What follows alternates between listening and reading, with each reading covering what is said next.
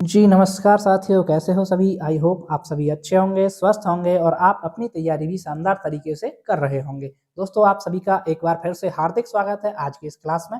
इस क्लास में साथियों हम डेली डिस्कस करते हैं आपके सीटेट के लिए बाल विकास एवं शिक्षा शास्त्र जो आपका सीडीबी सब्जेक्ट होता है, उसके प्रीवियस ईयर क्वेश्चंस और कुछ एक्सपेक्टेड क्वेश्चंस जिनकी परीक्षा में आने की प्रबल संभावना है, उन सभी को हम यहाँ पर प्रैक्टिस सेट के माध्यम से डेली डिस्कस करते हैं। उसी श्रृंखला में हमारी ये आज की क्लास है। तो चलिए भाई आज की क्लास को शुरू करते हैं। आज का क्वेश्चन नंबर फर्स्ट, निम्न में से कौन सा प्रश्न बच्चों में विवेचनात्मक चिंतन को बढ़ावा देने का उदाहरण है? भाई इनमें से ऐसा कौन सा प्रश्न है जो बच्चों में विवेचनात्मक चिंतन जो होता है उसको बढ़ावा देगा? ऑप्शन ए, पता करो कि तटीय इलाके में रहने वाले लोग क्या खाते हैं और क्यों।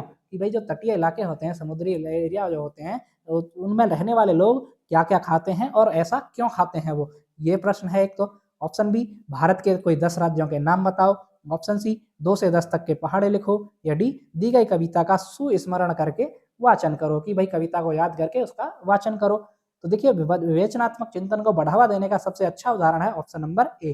क्या है भाई? कि पता करो तटीय इलाके में जो लोग रहते हैं वो क्या खाते हैं, क्या पीते हैं, क्या क्या मतलब क्या क्या खाते हैं और ऐसा क्यों खाते हैं वो, ये चीजें। तो अगर ये क्वेश्चन आप बच्चों से करेंगे तो बच्चों में विवेचनात्मक चिंतन को बढ़ावा मिलेगा इससे। ऑप्शन नंबर ए हमारा यहाँ पर बिल्कुल सही जवाब है। चलिए भाई नेक्स्ट क्वेश्चन नंबर 2, विकास के सिद्धांतों के बारे में निम्नलिखित में से कौन सा कथन गलत है? देखिए गलत कथन पूछा है यहाँ पर। ऑप्शन ए, विकास एक परिणात्मक प्रक्रिया है जिसका ठीक ठीक मापन हो सकता है। बी, विकास परिपक्वन और अधिगम पर आधारित होता है। सी, विकास वंशानुगतता और वातावरण के बीच सतत अन्योन्य क्रिया से होता है। या डी, प्रत्येक बच्चा विकास के चरणों से गुजरता है फिर भी बच्चों में व्यक्तिक भिन्नता बहुत होती है। तो देखिए भाई यहाँ पर गलत कथन कौन सा है? तो गलत कथन है आपका ऑप्शन नंबर ए। क्या है भाई?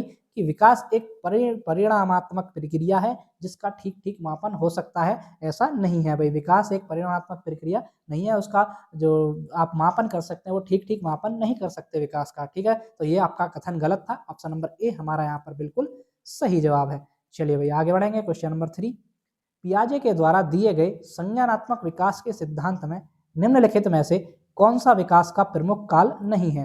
अब यहाँ पर जो संज्ञानात्मक विकास का सिद्धांत दिया है जीन पियाजे ने, इनमें से आपको बताना है कि विकास का प्रमुख काल कौन सा नहीं है। ऑप्शन ए, संवेदी प्रेरक स्थिति। बी, पूर्व संक्रियात्मक स्थिति। सी, चक्रीय चरण। या डी, औपचारिक प्रचालन। तो देखिए वो यहाँ पर नहीं होगा भाई। Option number C. क्या नहीं होगा? ऑप्शन नंबर सी, क्योंकि जीन पियाजे के द्वारा 4 अवस्थाएं दी गई हैं। वही आपकी संवेदी गामक, पूर्व संक्रियात्मक, है ना, ये दो तो ये आ गई, और आपकी मूर्त संक्रियात्मक और एक औपचारिक या अमूर्त। तो यहाँ पर मूर्त आता है, ये चौथी आपकी मूर्त संक्रियात्मक थी। ठीक है दोस्तों, तो ऑप्शन नंबर सी हमारा यहाँ पर बिल्कुल सही जवाब होता है। चक्रीय चरण इसमें नहीं आता है। चलिए भाई आगे क्वेश्चन नंबर 4, रिया कक्षा में पिकनिक तय करने हेतु ऋषभ से सहमत नहीं है। भाई ये रिया नाम की लड़की है, वो कक्षा में जो पिकनिक का कार्यक्रम तय हो रहा है उसको तय करने में ऋषभ से वो सहमत नहीं है। वह सोचती है कि बहुमत के अनुकूल बनाने के लिए नियमों का संशोधन किया जा सकता है। कि बहुमत जो होता है, बहुमत है, उसको अनुकूल बनाने के लिए आप जो नियम है पिकनिक के, उनको कुछ नियमों में संशोधन कर सकते हैं या संशोधन किया जा सकता है। यह सहपाठी विरोध पियाजे के अनुसार निम्न में से किससे संबंधित है? ये जो आप उसका सहपाठी विरोध है वो पियाजे के अनुसार ये पूछा है आपसे, तो ये सहपाठी विरोध है पियाजे के अनुसार ये किससे संबंधित होता है? ऑप्शन ए, संज्ञानात्मक परिपक्वता। बी, प्रतिक्रिया। सी, सहयोग की नैतिकता। या डी, विषमांग नैतिकता। तो देखिए साथियों यहाँ पर आपका सही जवाब होगा ऑप्शन नंबर सी, सहयोग की नैतिकता। क्या होगा भाई? सहयोग की नैतिकता। जो आपका जीन पियाजे हैं, इन्होंने आपने देखो एक तो संज्ञानात्मक विकास का सिद्धांत दिया है, 4 चरण बताए हैं उसमें, एक दिया इन्होंने आपका नैतिक विकास का सिद्धांत, है ना। नैतिक विकास का सिद्धांत जीन पियाजे ने भी दिया है। ठीक है दोस्तों, ऐसा नहीं है खाली कोहलबर्ग ने दिया है, उसका जीन पियाजे ने भी नैतिक विकास का सिद्धांत दिया, उसी के अंतर्गत ये आपका क्वेश्चन पूछा गया था। तो इसमें ऑप्शन नंबर सी सही होगा कि सहयोग की नैतिकता। ठीक है दोस्तों, चलिए भाई आगे बढ़ेंगे। क्वेश्चन नंबर 5, लेव वाइगोत्स्की के अनुसार संज्ञानात्मक विकास के लिए निम्न में से किसकी मध्यस्थता आवश्यक है?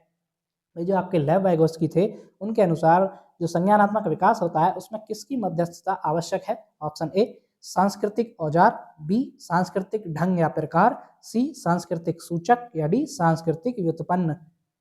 तो देखिए साथियों यहाँ पर आपका सही जवाब होगा ऑप्शन नंबर ए, सांस्कृतिक औजार। क्या होगा भाई? सांस्कृतिक औजार यानी कि टूल्स जो होते हैं आपके, वो आपके संस्कृति टूल होते हैं संज्ञानात्मक विकास में सबसे मध्यस्थता निभाते हैं। वो संज्ञानात्मक विकास में बच्चे के में तो लेव वाइगोत्स्की ने सोशियो कल्चरल थ्योरी दी है, सांस्कृतिक संज्ञानात्मक विकास का सिद्धांत दिया है। ठीक है दोस्तों, ऑप्शन नंबर ए हमारे यहाँ पर सही जवाब होगा। चलिए आगे क्वेश्चन नंबर 6, जिस दिए गए कार्य को करते समय बच्चे स्वयं आनंद लेते हैं, अनुभव प्राप्त करते हैं, उसे डैश डैश कहा जाता है। भाई कोई कार्य कर रहे हैं बच्चे, वो कार्य मतलब उस कार्य को करते समय वो खुद से आनंद ले रहे हैं, अनुभव प्राप्त कर रहे हैं, तो उसको क्या कहा जाता है, उस कार्य को क्या कहा जाता है? ऑप्शन ए ड्रिल और अभ्यास कार्य, बी उपभोक्ता प्रकार कार्य, सी निर्माणात्मक प्रकार का कार्य, या डी समस्यात्मक प्रकार का कार्य। तो साथियों उसको कहा जाता है आपका उपभोक्ता प्रकार कार्य। क्या कहा जाता है दोस्तों? उपभोक्ता प्रकार कार्य, कि भाई उसको करते समय स्वयं आनंद लेते हैं बच्चे और अनुभव प्राप्त करते हैं, उसको उपभोक्ता का आधार प्रकार का कार्य कहा जाता है। ऑप्शन नंबर बी हमारा यहाँ पर बिल्कुल सही है। चलिए भाई नेक्स्ट क्वेश्चन नंबर 7, शिक्षा का अधिकार अधिनियम 2009 के अंतर्गत निजी विद्यालयों में आर्थिक रूप से कमजोर वर्ग के विद्यार्थियों के दाखिले हेतु सीटों का आरक्षण का प्रावधान है। इन छात्रों के सफल समावेशन हेतु एक अध्यापक को किस तरह के शिक्षा शास्त्र का इस्तेमाल करना चाहिए? भाई जो ये बच्चे होते हैं इनको पढ़ाने के लिए, इनका सफल समावेशन करने के लिए अध्यापक को किस तरह के शिक्षा शास्त्र का प्रयोग करना है? ऑप्शन ए भेदभावात्मक यानी भेदभाव करे उनमें, बी अलगावात्मक यानी उनमें अलगाव की भावना से देखे उनको, या सी साम्यता पर आधारित, या डी समानता पर आधारित। तो देखिए भाई शिक्षक को क्या करना है, शिक्षक को इस्तेमाल करना है साम्यता पर आधारित। क्या शिक्षक को साम्यता पर आधारित जो शिक्षा शास्त्र है उसका प्रयोग करना है। ऑप्शन नंबर सी हमारा यहाँ पर बिल्कुल सही है।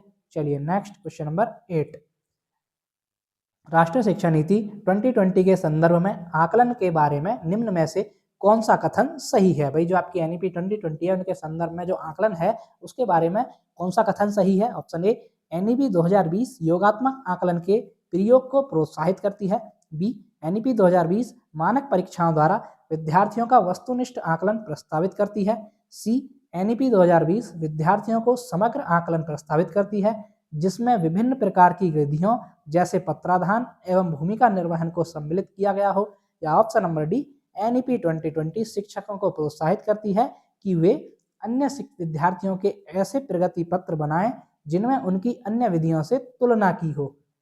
तो बताइए भाई यहाँ पर सही कथन पूछा आपसे आकलन के बारे में एनईपी 2020 के संदर्भ में, तो यहाँ पर सही कथन होगा ऑप्शन नंबर सी। क्या भाई कि एनईपी 2020 क्या करती है? विद्यार्थियों को समग्र आकलन प्रस्तावित करती है जिसमें विभिन्न प्रकार की विधियां हों, पत्राधान हो, भूमिका निर्वहन, इन सभी को सम्मिलित किया गया हो। ठीक है दोस्तों, ऑप्शन नंबर सी हमारा यहाँ पर बिल्कुल सही है। चलिए भाई आगे बढ़ेंगे। क्वेश्चन नंबर 9, प्रतिभाशाली बालक की बुद्धि लब्धि होती है। अब देखिए यहाँ पर आईक्यू की बात हो रही है आपकी, तो बुद्धि लब्धि प्रतिभाशाली बच्चे की कितनी होनी चाहिए? ऑप्शन ए 130, बी 140, सी 55, या डी 120। तो देखिए साथियों प्रतिभाशाली जो बच्चा होता है उसकी बुद्धि लब्धि होती है आपकी 140 इस ऑप्शन के अकॉर्डिंग। ठीक है, 140 प्लस भी होती है, अब 150 आ जाएगी तब भी बुद्धि लब्धि है, वो मतलब वो प्रतिभाशाली है, गिफ्टेड चाइल्ड है। ठीक है, और जो औसत बच्चा होता है, औसत बच्चे की आपकी होती है 90 से 110 के बीच में, ये बच्चा औसत बुद्धि लब्धि वाला होता है। ठीक है दोस्तों, चलिए भाई आगे बढ़ेंगे। क्वेश्चन नंबर 10, निम्नलिखित में से कौन सा विकल्प विद्यार्थियों की सोच को सुसाध्य नहीं करता है? यहाँ पर नहीं पूछा आपसे, तो ऐसा कौन सा विकल्प है इनमें से जो विद्यार्थियों की सोच को सुसाध्य नहीं करता है? ऑप्शन ए सक्रिय भागीदारी, बी सार्थक गतिविधियां, सी निष्क्रिय सुनना, या डी सामाजिक भागीदारी। तो देखिए भाई यहाँ पर सुसाध्य नहीं करेगा, वो नहीं करेगा आपका निष्क्रिय सुनना, की बच्चा जो है वो इनएक्टिव रूप से, बस निष्क्रिय रूप से सुन रहा है, वही एक्टिव ही नहीं है, तो उसको सुसाध्य कहाँ से होगी उसकी सोच? वो निष्क्रिय रूप से सुनना है, तो यही उसको सुसाध्य नहीं करेगा। ऑप्शन नंबर सी हमारा सही था। ठीक है भाई, चलिए नेक्स्ट क्वेश्चन नंबर 11, सिद्धांत चित्र डैश डैश के द्वारा नवीन अवधारणाओं की समझ बढ़ाते हैं। भाई जो सिद्धांत चित्र होते हैं वो किसके द्वारा नवीन अवधारणाओं की समझ बढ़ाते हैं? ऑप्शन ए विशिष्ट विवरण पर एकाग्रता केंद्रित करने, बी अध्ययन के लिए शैक्षणिक विषय वस्तु की प्राथमिकता तय करने, सी तर्कपूर्ण ढंग से सूचनाओं को व्यवस्थित करने की योग्यता को बढ़ाने, या डी विषय क्षेत्रों के बीच ज्ञान के स्थानांतरण। तो देखिए साथियों यहाँ पर आपका सही जवाब होगा ऑप्शन नंबर सी। क्या क्या करना है कि भाई तर्कपूर्ण ढंग से सूचनाओं को व्यवस्थित करने की योग्यता को बढ़ाने के द्वारा नवीन अवधारणाओं की समझ बढ़ती है। ठीक है, ऑप्शन नंबर सी हमारा यहाँ पर बिल्कुल सही जवाब है। चलिए भाई आगे बढ़ेंगे। क्वेश्चन नंबर 12, विद्यार्थियों को नए संप्रत्यय पढ़ाते समय शिक्षक को निम्नलिखित में से किससे बचना चाहिए? ऑप्शन ए, उन्हें दिए गए उदाहरणों में से सामान्य गुण खोजने के लिए कहें। बी, उस संप्रत्यय से संबंधित गैर उदाहरण प्रस्तुत करें फिर सरल की ओर बढ़ें। सी, पहले जटिल अवधारणा को प्रस्तुत करें और फिर सरल की ओर बढ़ें। या डी, नई जानकारी से पहले पिछले ज्ञान को जोड़ना। भाई जो कोई नई जानकारी दे रहे हैं उससे पहले आपको पिछले ज्ञान से जोड़ना होगा, तो ये करना है। आपको बताइए भाई किससे बचना पूछा है, भाई किससे शिक्षक को बचना चाहिए? तो शिक्षक को बचना चाहिए भाई आपका किससे भाई, कि जो पहले जटिल अवधारणा को प्रस्तुत करें और फिर सरल की ओर बढ़ें, इससे बचना चाहिए। अब पहले ही आप जटिल अवधारणा को बच्चे के सामने रख देंगे, प्रस्तुत कर देंगे, तो बच्चे को ना तो रुचि होगी, ना ही वो अच्छे से सीख पाएगा, क्योंकि उसको समझ ही नहीं आएगा वो चीजें। ठीक है, तो आपको क्या करना है, पहले उसको सरल अवधारणा उसके पूर्व ज्ञान से जोड़ते हुए, वास्तविक जीवन से जोड़ते हुए, तब आपको जटिल अवधारणाओं तक पहुंच जाना है। ठीक है, यहाँ पर आपको ये नहीं करना है, ऑप्शन नंबर सी। चलिए भाई आगे बढ़ेंगे। क्वेश्चन नंबर 13, कक्षा कक्ष में शिक्षक और विद्यार्थी किस प्रकार जेंडर को डैश डैश करते हैं, यह सीखने के वातावरण डैश डैश। अब इन खाली स्थानों में क्या क्या आएगा भाई? ऑप्शन ए, परिभाषित को कम प्रभावी बनाता है। बी, व्याख्यायित पर कोई प्रभाव नहीं डालता। सी, निर्मित पर प्रभाव डालता है। या डी, रूपांतरित को क्षुब्ध करता है। तो देखिए साथियों, इसमें सही ऑप्शन होगा ऑप्शन नंबर सी। क्या होगा भाई? इसमें देखिए कक्षा कक्ष में शिक्षक और विद्यार्थी किस प्रकार के जेंडर को क्या करते हैं भाई? निर्मित करते हैं, है ना। यहाँ पर आएगा निर्मित करते हैं, यह सीखने के वातावरण पर प्रभाव डालता है। क्या करता है भाई? विद्यार्थी किस प्रकार के जेंडर को निर्मित करते हैं, ये सीखने के वातावरण पर प्रभाव डालता है। ऑप्शन नंबर सी हमारा यहाँ पर बिल्कुल सही है। चलिए आगे बढ़ेंगे। क्वेश्चन नंबर 14, निम्नलिखित में से कौन सा उपकरण संरचनात्मक आकलन के लिए उपयुक्त प्रतीत नहीं होता है? देखिए यहाँ पर नहीं पूछा है कि जो आपका संरचनात्मक आकलन होता है उसके लिए यहाँ पर कौन सा उपकरण प्रयुक्त नहीं है। ऑप्शन ए, प्रश्नोत्तरी। बी, मानदंड संदर्भित परीक्षण। सी, समूह परिचर्चा। या डी, वार्तालाप। तो साथियों यहाँ पर आपका सही जवाब होगा ऑप्शन नंबर बी, मानदंड संदर्भित परीक्षण। जो है आपका भाई एक तरह से मानदंड बना दिया आपने, तो वहां पर संरचनात्मक आकलन कहाँ से होगा? तो ऑप्शन नंबर बी हमारा यहाँ पर बिल्कुल सही जवाब है। चलिए भाई आगे। क्वेश्चन नंबर 15, नियमित विद्यालयों में आमतौर पर विकासशील बच्चों के साथ साथ विशेष बच्चों को शिक्षित करना डैश डैश है। ऑप्शन ए, व्यक्तिगत शिक्षा। बी, सामान्य शिक्षा। सी, विशेष शिक्षा। या डी, समावेशी शिक्षा।